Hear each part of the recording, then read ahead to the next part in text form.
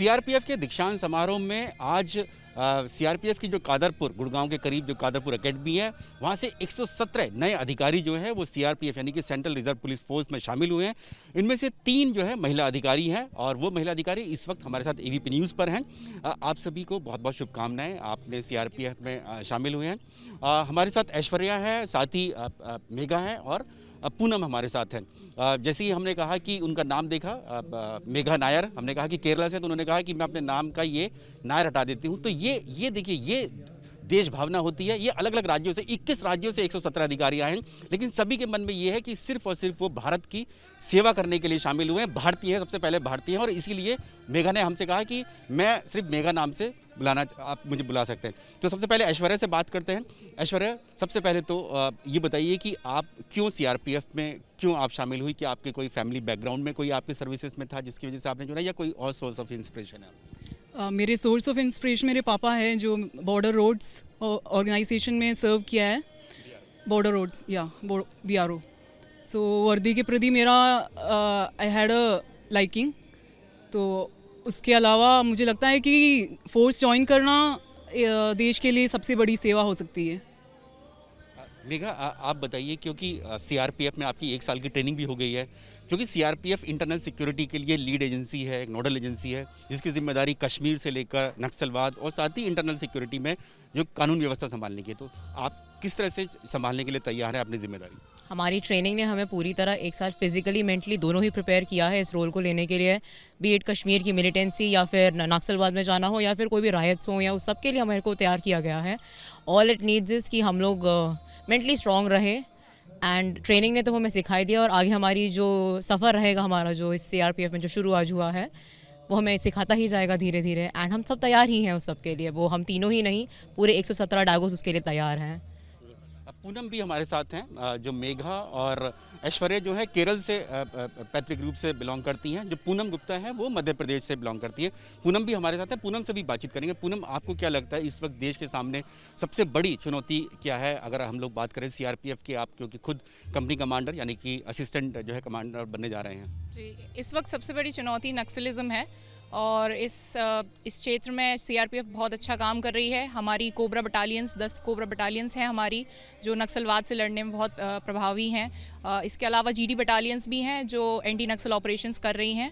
हम सभी को कोबरा पीआई करना कंपलसरी है और इसके बाद मैं उम्मीद करती हूँ कि हम उस ट्रेनिंग में भी खरा उतरेंगे और आई लुक फॉरवर्ड इस फोर्स में अच्छा काम करने के लिए, देश सेवा करने के लिए। Thank you.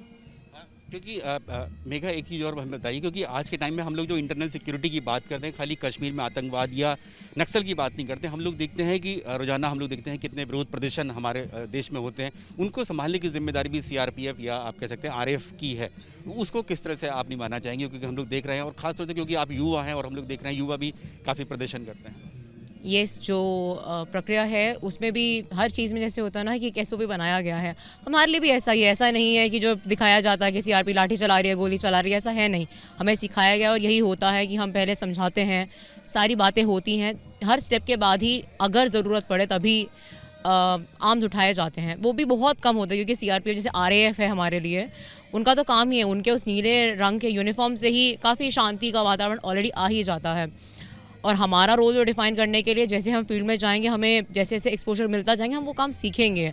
अभी तो हमने बस देखा है, समझा ऐसा होता है।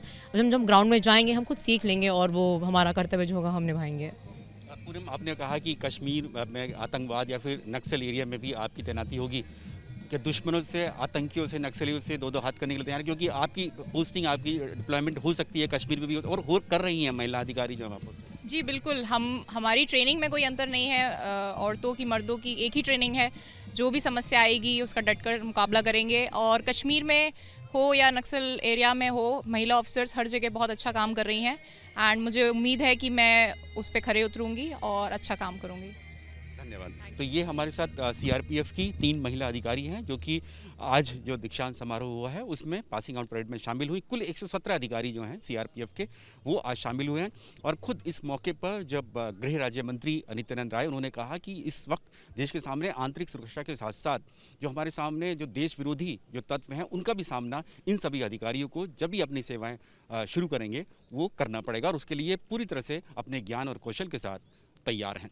और आपको यहाँ पर ये भी बता दें कि सीआरपीएफ की जो वीआईपी सिक्योरिटी है उसमें भी अब महिला जो कमांडोज हैं वो भी अब शामिल हो गई हैं, यानी कि अब पूरी तरह से जो महिलाएं हैं वो पुरुषों के साथ कंधे से कंधा मिलाकर देश की सेवा करने के लिए और सुरक्षा करने के लिए पूरी तरह तैयार हैं। कैमरामैन सीके सिंह के साथ Neeraj Rajput, ABP news, CRPF academy, Kadarpur, Gurgaon.